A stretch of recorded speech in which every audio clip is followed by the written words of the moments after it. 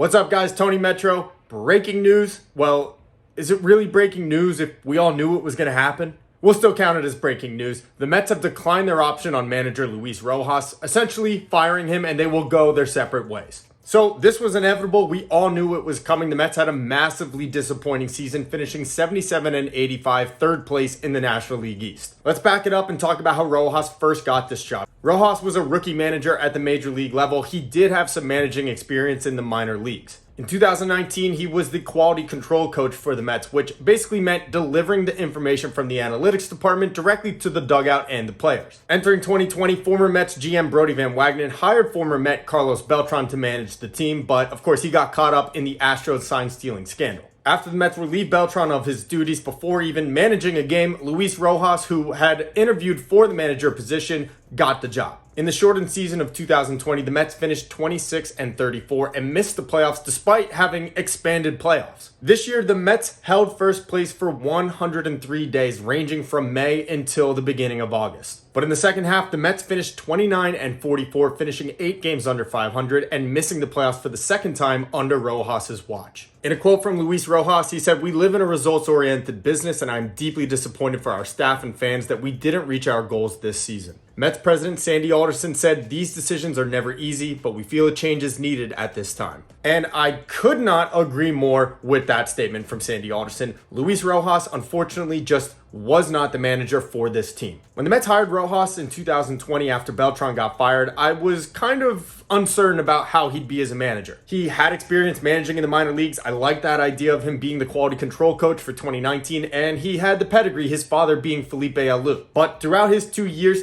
Rojas has shown that he doesn't know how to manage a lineup, a bullpen, or put his players in a position to win. There were questionable double switches, pulling a starting pitcher too early or too late, or simply going to the wrong reliever at the wrong time. And I really do believe that he cost the Mets quite a few games and their playoff chances this year. In addition, Rojas did not show any sense of urgency when the Mets season was slipping through their hands. One particular note, and the season was probably over at this point, but against the Cardinals with their season on the line, Javi Baez with his game-tying home run in the 9th, the Mets failed to score in the 10th inning despite having first and third with 1 out. And the Cardinals come back up in the top of the 11th with a runner starting on second base. And who does Luis Rojas put out there for a must-win game? Jake Reed, who was pretty solid in his few outings with the Mets this year, but hadn't pitched in 2 weeks and was just coming off the injured list. It was Reed's first appearance since his injury. He ended up giving up 3 runs, and the Mets' dismal season continued on their way to the grave. That's just one instance, but throughout the season, the Mets players looked unprepared and uninspired at times, and I gotta put that on the manager. The players are accountable too, but they have to be inspired and ready to play, and when that doesn't happen, you can't look anywhere else but the manager. This is probably the end of the Mets' relationship with Luis Rojas. I don't expect him to remain in the organization. I see him going out, exploring his options, and maybe he'll even land somewhere as a bench coach. So with that, the Mets are going to be looking for a new manager, and it's too early to tell who will be available. There are some older names out there like Buck Showalter, but I'm not really sure what direction the Mets want to go in. Do they want to go young and the analytical trend like they did with Mickey Callaway and Luis Rojas, or do they want a more experienced guy?